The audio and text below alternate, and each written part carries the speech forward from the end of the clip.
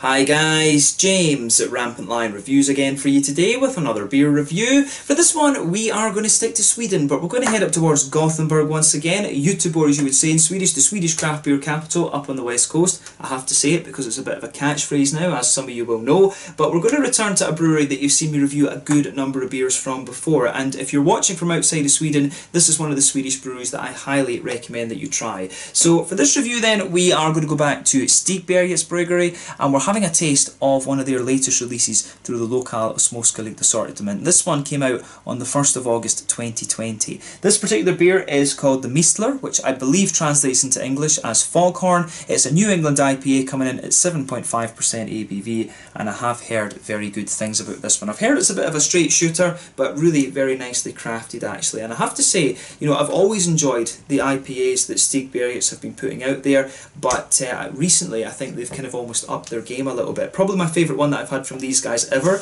would be the probably be the Ololeo, which I believe was released back in about May or something like that. It's a very recent release, that, and one that I would highly recommend that you check out. But yeah, the last couple of months they've been putting out some very, very nice IPAs, and I've also enjoyed the classic series that they've been doing as well actually. So yeah, this is definitely a brewery that I recommend you check out if you're watching from outside of Sweden. You know, these guys are really, really well known for the New England IPAs. But yeah, very curious to see how this one turns out. Hopefully it's another interesting beer from them, and I hope that you guys enjoy my take on this one as well. So yeah, let's see how we get on with this then. As always with my reviews, I'll tell you a little bit about the brewery before we taste the beer. If you want to get straight to the tasting, just fast forward. All the usual links are in the description below. That's the brewery website, the link to my other reviews that I've done from Stigbergets Bryggeri before. No doubt you will see more added to that list in the fairly near future, because these guys are a very prolific brewery and I do like tasting their beers. There's all the usual social media down there too. If you want to see more reviews, do please consider subscribing to the channel. The whole channel, of course, has a geography-based tagging system, so you can go into the home page and search for beer based on country, city, state, county, province, prefecture, whatever it is you're interested in. Do check out the playlists of beers from different countries. There is one there for all the Swedish beers that I've reviewed for you. That's constantly being added to, and as always, please do get in touch and let me know some of the other beers and breweries that you guys would like to see me review. It's always great to hear from you guys that are watching the videos, and the support that you show the channel is hugely, hugely appreciated. So anyway, to tell you a little bit about Stigbergets Bryggeri then, on to my brewery notes. So Stigbergets, as I told you already, is based in Gothenburg up on the west coast, and the company was founded by Nils Hultkrantz and Richard Simonsson. So the pair own two bars that share the one kitchen. This is the Bar Kino and the Hagabjörns Cafe, both of which can be found on Linnegatan in the city, and they opened back in 2007. And the building that you'll find these in is actually an independent cinema, which I didn't know until I actually went to visit it. You can check out my out and about video that I did there, and I spent most of the time in Bar Kino actually, but the Hagabjörns Cafe is up the stairs, and it's kind of in the atrium of the cinema actually. So hopefully next time I go up there I can have a little look at the Hagabjörns Cafe a bit more closely. I was only able to go in and walk around because it was very, very busy. But originally the ideas that these guys had was that they would brew a few beers that they could sell in the bars, and this led to them kegging the beer and eventually to selling it to other pubs as well. And then they started bottling the beers in November of 2014, and they went into Systembolaget not too long after that. But the original beers that they were brewing were mainly English and German styles, but of course they really started to make their name when they started brewing the American hoppy styles of beer. The original head brewer at the company was Ole Andersson, who is also the co-owner of OO Brewing, and he left in 2017 if I remember rightly, and he was replaced for a short period of time by Barnaby Struve, who was one of the vice presidents at Three Floyds, and he has since moved on as well. More recently they moved to a brewery in Partihalarna where they were brewing 5,000 litre batches of beer at a time, and they've also been working on some sour beers as well. They changed from bottles to 440ml cans, and also 330ml cans for their more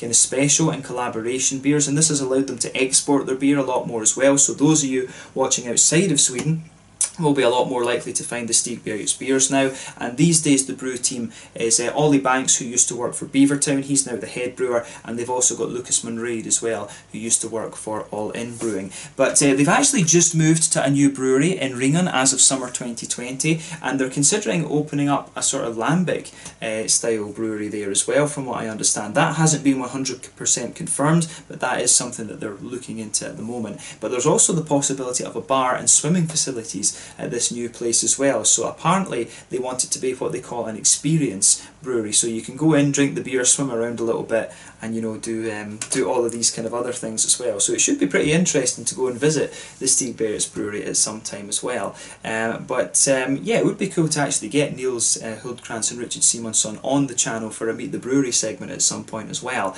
But these guys opened up a bar in Stockholm as well, and I believe it was in April of 2020, and they've also now opened up their own Folköl shop in Gothenburg as well. For those of you who don't know, Folköl is basically beer and alcohol that is, well, beer that is below 3.5%. If it's below 3.5% in Sweden, you can sell it in the supermarkets. Anything above that, 3.6 or above, has to be sold in Systembolaget, the state-owned alcohol shops over here. But yeah, as of August 2020, when I'm filming this review for you, these guys have produced around 85 different kinds of beer, and yeah, they are a very prolific brewery and very well known for their New England hazy IPAs. Probably the two beers that you really need to try from these guys would be the new and improved GBG Beer Week. That's a kind of, I think only one of the hops and the malt base a little bit has been changed in that one since the original 2016 GBG Beer Week beer, but also the Amazing Haze is a little bit of a cult classic when it comes to Swedish IPAs. Probably the GBG Beer Week, the Amazing Haze from both from Stigbergets, the Narangi from OO Brewing, of course, where Ole Anderson, the creator of those two beers, is now dedicating his time, and also the Opigård's New Sweden IPA. Those are probably kind of the four cult classic Swedish New England IPAs, so I would recommend that anyone who's interested in Swedish beer tries those. But yeah, a very, very nice brewery, this one, consistently putting out nice beer, so yeah, definitely worth checking out, I have to say. But yeah, that's all I can really tell you about Stigbergets Bryggeri for the moment. Interesting to hear that they're looking to brew Gothenburg Lambic beer. That would be awesome to try, and yeah, I'm looking forward to seeing what their new brewery has to offer when they open it up to the public as well. But yeah, you can check out the brewery website in the description below. You can follow them on Facebook and Instagram to keep up to date with all the latest goings on, and of course you can check out the Rate Beer, Untappd and Beer Advocate pages to learn more about all the different beers that these guys have produced. So yeah, let's get on to the tasting section of this video then. I'll just let you have a little look at the artwork of this one before we open it up. As you can see, the can is sweating away because of the lovely Scandinavian summer that we're having, but there you can see the hand just kind of coming out of the clouds. So yeah, as I said, as far as I know, Mistlur translates into English as like a foghorn. It's supposed to be a warning signal to ships in the stormy waters and things like that. But yeah, one of the darker artworks I've come across recently from Stigbergets Bryggeri. But there you can see on the top of the can, this is the sort of symbol for Stigbergets, the kind of signature style writing, if you like. But yeah, as I said to you at the start of the video, this one is 7.5% New England IPA, and this one has Cryo Simcoe and Cryo Mosaic in it. So a bit of a classic mixture actually. So it should be a good blend between citrusy and tropical actually. And cryo hops, of course, it's basically they kind of freeze it and take the oils and things out of it, which is pretty interesting. So yeah, it just kind of gives you more concentrated flavours and things from what I understand. So yeah, let's get this guy out and we'll get on with the tasting. I paid about 45 crowns for this beer, I think, so to translate that into other money, probably about £3.75, about €4.50, something like that, $4, $4 American dollars 50, somewhere in that kind of range. So yeah, for a New England IPA at 7.5%, you know, pretty good deal, I have to say, these days. And a lot of that is thanks to Systembolaget. It is state-run, non-profit, so yeah, pretty good. But yeah, let's see how we get on with this beer then. Very curious to see what this has in store for us. So yeah, as you can see with this one, this is poured a lovely kind of bright hazy yellow colour. It's kind of what you would expect from a New England IPA, of course. Not the haziest and soupiest of beers that you'll come across, but at 7.5%, you know, it's kind of it is one of the slightly hazier ones I've come across for that percentage, but it looks nice. But yeah, obviously with the New England IPA, as you go further up the alcohol scale, the hazier the beer's going to get because of the greater volume of oats and the greater amount of wheat and things like that that's used in the beer. But yeah, this one does have a good level of haze to it. You can see that if I put my fingers behind the glass. But yeah, this one looks a little bit like a kind of mango juice type colour, this one. I always compare the New England IPAs to the fruit juices because that's just what they remind me of. But yeah, you could see when this beer poured, it had about a quarter finger of a frothy kind of cream white coloured head, one or two big bubbles sticking towards the side of the glass, a few little ones going up towards the bottom of that head there. But you know, overall it does look pretty damn nice, I have to say. But yeah, pretty much what you would expect from a New England IPA. Nothing overall surprising about this beer in terms of its appearance. So yeah, let's have a closer look at the aroma then and just see how we get on. Yeah, that smells really nice actually. You know, if you know the if you know the Simcoe and the Mosaic hops, it is a little bit of a kind of nostalgia hit, if you like. So yeah, as we know, Mosaic is a lovely kind of tangerine orangey hop, whereas Simcoe is a little bit more kind of soft and passion fruity. So yeah, you can get both of these elements out of the beer straight away. But yeah, let's focus on the malty side of things first. So yeah, with this one, you can smell a lovely kind of white bready quality just forming the base of the beer. It's got a lovely kind of smoothness, this one, from the wheat. You can smell the wheat has a little bit of bitiness as well towards the back of the nose. But to me, this beer seems to be really well balanced between a very smooth wheat and a nice kind of oaty, creamy flavour actually, an oaty, creamy aroma. I really like how this one goes together. So yeah, lovely big oaty creaminess coming out of this one. There's a wee bit of a kind of Werther's Original type character coming out of it. There's a wee bit of a kind of biscuity quality as well, a bit of a McVitie's digestive biscuity sort of thing. I really like how that all just goes together. I've noticed that recently, that the Stigbergets malt bases have been coming across with a little bit of that kind of slightly oily Werther's Original type aroma. So yeah, they have, I don't know if it's a new type of yeast or a new type of wheat or something that they're using, or maybe even different oats. But yeah, you do notice there is a wee bit of a biscuity and a sort of Werther's Originally type sweetness coming out of the aroma here. But yeah, definitely lovely kind of smooth wheaty quality and nice big kind of creamy oats actually. I love how that goes together. So yeah, this one really is quite nice in terms of its malty qualities. On the hoppy side of things though, you do get a little touch of earthiness out of this one, which will be the Mosaic that's giving you that. You get a good level of floral aromatic kind of spiciness and dankness out of this one. Yeah, the green side of the hops for me, it does have a good little bit of that, but it's not too pungent, if you like. There's a good bit of grassiness to the beer as well. The green side of the hops is quite well balanced in that way. But yeah, I really like how that goes together in this one. It's got a very smooth aroma to it in a lot of ways. The grassiness comes across as quite smooth, the oats are quite smooth, and then the fruits are quite juicy and smooth at the same time as well. So yeah, the aroma of this comes across very, very nicely. So yeah, alright.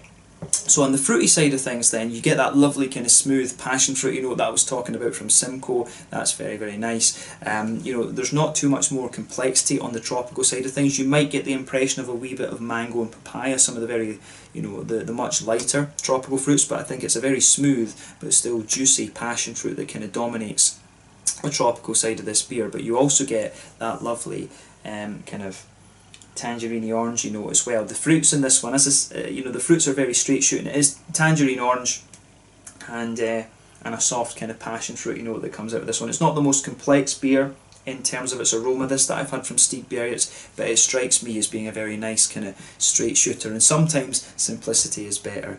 And yeah, we'll just need to have a try of this one and see how we get on. So yeah, take a little bit of time and enjoy the aroma of the beer. It's got a lovely balance. It strikes me as being one of the smoother aromas that I've had from Stigbergets in recent times, but nothing wrong with that at all. So yeah, let's have a taste of this one then and see how we get on. This one is the Mistlur 7.5% New England IPA from Stigbergets Bryggeri in Gothenburg up on the west coast of Sweden. Let's get stuck in. Slanche, skål.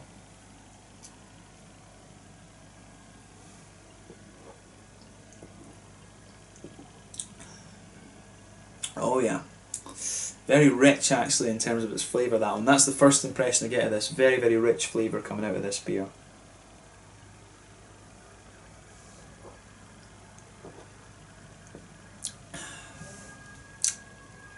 Yeah, that's pretty damn solid, I have to say. Let's get the rest of that in.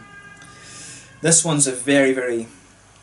Yeah, it's a very nice, easy drinker, this one. I love the richness that this has. It's just right, this one. This is one that just kind of ticks all the boxes for me. It's everything that I would want from a New England IPA. Very, very juicy, very kind of smooth at the same time, and it just has a little bit of that kind of thickness to it. First impression is that it's very well balanced, and as I say, not the most complex in New England IPAs that you're going to come across. But I think just it's one of these ones that's just really, really well crafted. Actually, I like this one. If you've watched the channel before, you will know that I'm a sucker for the kind of orangey leaning IPAs. I really like those, and Simcoe's a beautiful hop as well. I know my friend Thomas Hugendam over at Thomas Open, he loves the Simcoe hop, so this is a beer that I think he would really quite enjoy. I don't think I'll be able to take one to him in the Netherlands though, unfortunately. I'll need to, I think this one wouldn't be fresh enough to do that, so I'll need to see what Stigbergets have got a bit later, but I will say this is a really nice New England IPA. This one is definitely as good, I think, as the bigger, bolder actually. It's got the same, I actually think this one might have a little bit more impact, if you like, on when you first take it in than the bigger, bolder did. But yeah, lovely beer, I have to say.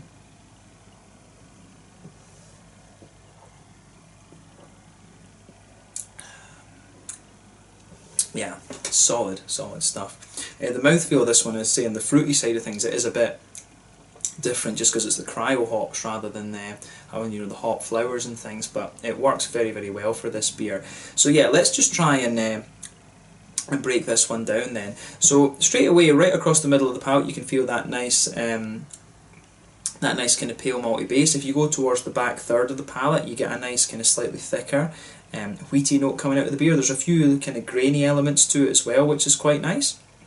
As you move further forward on the palate there to the middle third of your tongue, you can feel it does get a little bit lighter and a bit more crisp, but as you move towards the front half of that middle third of your tongue, it's got a nice kind of oaty creaminess to it. In the very middle, at the very centre of the palate, you've got a nice kind of sweet caramelly note to it. And I think as you go further out from that, it gets a little bit more biscuity, but kind of underneath that, you get that slightly more oily Werther's Original type flavour that I was talking about. So yeah.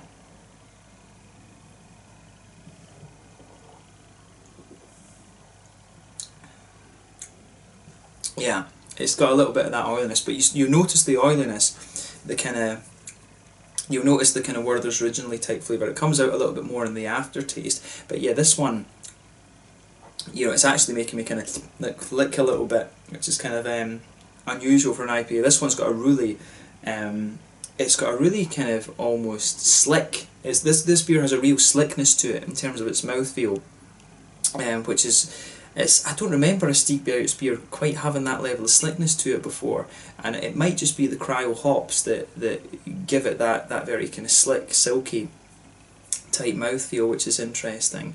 So yeah, it's a lovely beer this though. The flavour is really, really rich on this one, and everything just, it's one of these ones, it's a very straight shooting beer this, but everything just kind of fits together very, very nicely. So like I say, malt base, kind of white bready, wheaty notes towards the back of the tongue, a little bit of grainy bitiness to it in there as well. As you move further forward, pale malt, then you've got that Werther's Originally oily type thing, bit of sweet caramel, more biscuit sitting on top of that too, and then further towards the front of that middle third of your tongue, it's got the kind of oaty creaminess coming out of it. But yeah, on the hoppy side of things then, back corners of the palate, there is that distinctive kind of earthiness that you'll always get from Mosaic. That is sitting there, but yeah, as you come further forward along the side of the palate, that just smoothens out a little bit, then you start to get the nice big floral aromatic notes that you're going to expect from both of these hops. Simcoe actually does have a considerably spicy element to it, or considerable spicy element I should say.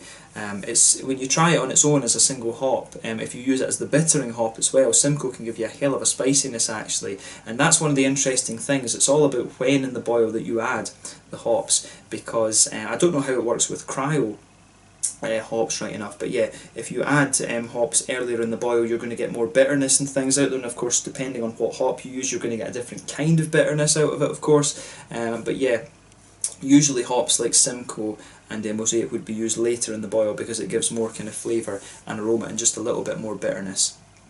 But yeah.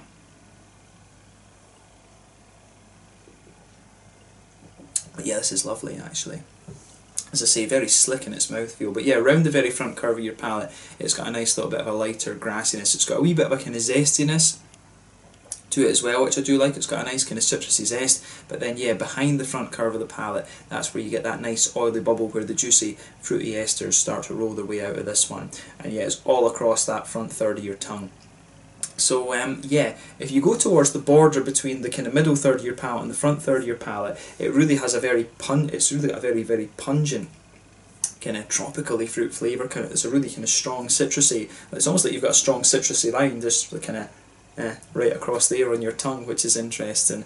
But yeah, the fruity side of things then, if you go towards the back of that front third of your palate, is the passion fruit that comes out. As I say, you've got that darker, it's almost like a grapefruity, very strong dark citrus there, but very quickly it just changes and you get that lovely soft passion fruit that we're all accustomed to with Simcoe.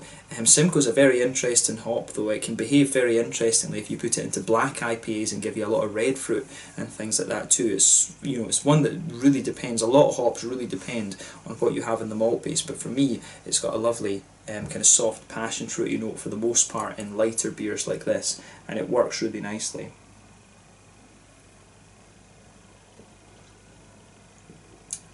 But yeah, so for me, this one, lovely soft passion fruit. You do get the impression of a few other fruits in there. There might be a little touch of a kind of papaya, mango type note there, but I think no, it's mainly a kind of smooth, juicy passion fruit you're getting out of this one. But then yes, you reach the kind of front half of that front third of your tongue, the front sixth of your tongue if you will, you get that more oily, tangerine note that you would expect of the Mosaic, and it gets juicier and slightly more oily the further you go into the aftertaste. So I really like how that goes together on this one. Big thumbs up to Stigbergets for this beer. I think this one's really nicely done.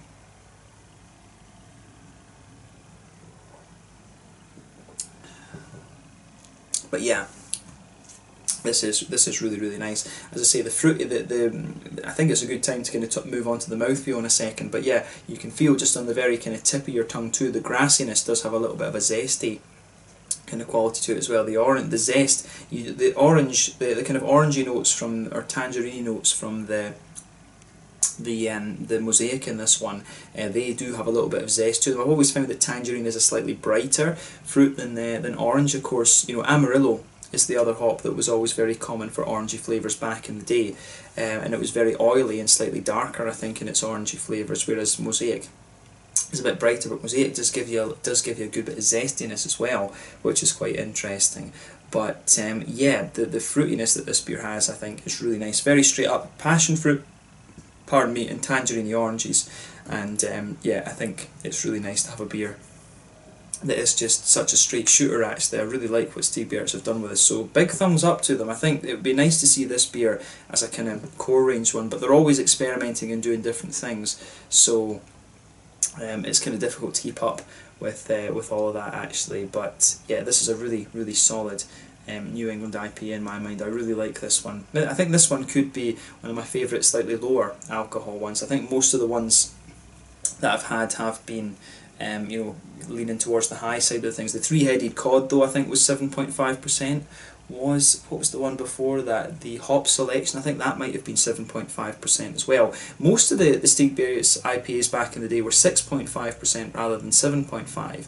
So I think this 7.5%, I think that's the best kind of percentage for one of these beers, because it gives you enough oatiness and creaminess in the beer, and it also allows you to be a bit stronger on the hops actually, whereas sometimes the double IPAs, they can just be they can be a little bit strong, but then when you're at 7.5%, you're arguably on the edge of the double IPA category anyway. But you know, regardless, I think the 7.5% beers that you get from Stigbergets, I think those could well be the best ones actually.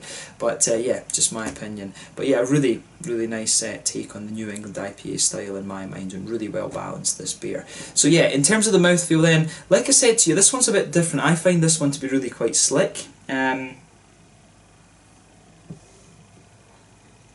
I'd say that this is a mid-bodied beer.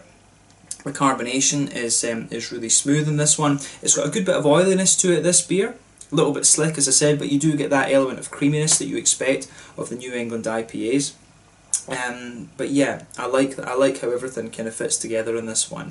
On the hoppy side of things, you've got a nice, you have a nice bit of you've got a nice bit of bitterness out of this. I think this one might be about 40, or I think this one might be 50 IBUs. I do find this one a little bit more bitter than some of the other New Englands that I've had in recent times. I think this one might be sitting about the 50 IBU mark, but the malt base, as I say, is very, very smooth for the most part. It's a little bit thicker towards the back of the palate, a little bit lighter in the middle, but it's also got a good degree of sweetness to it as well. And then on the fruity side of things, it's got a real slickness and oiliness to it, so it's really nice how that all goes together in this one. A very, very slick New England IPA overall, but one of my favourite ones, I think, that I've had from Stigbergets over the last little while. As I always say, beer is subjective. Different people like different things suit different people's tastes, but yeah, for me, I think this is probably the best lower alcohol IPA that I've had from these guys in a little while. The three-headed cod was good, the hop selection was good, but to me personally,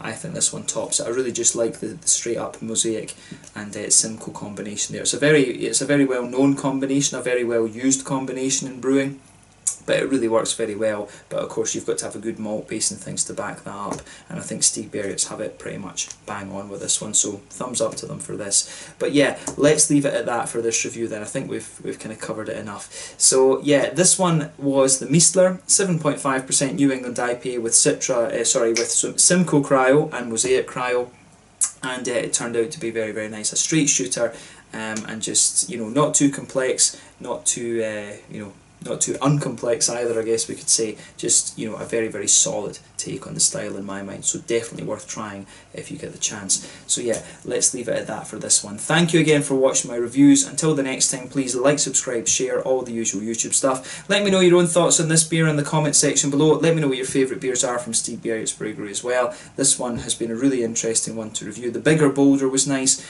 but I think, you know, to be honest, I might even be tempted to say I preferred this one over the bigger, bolder. That's just my opinion, but yeah, a very, very solid New England IPA from Stigbergets. And as I said to those of you watching outside of Sweden, this is one of the Swedish breweries that you definitely need to check out. But yeah, thank you again for watching my reviews. Make sure you check out Stigbergets Brewery, make sure you check out my social media and things. But yeah, have a go at this one. The Mistlur 7.5% New England IPA from Stigbergets Bryggeri in Gothenburg on the west coast of Sweden. Slanja, skål, make sure you check out this brewery and this beer if you can. Cheers.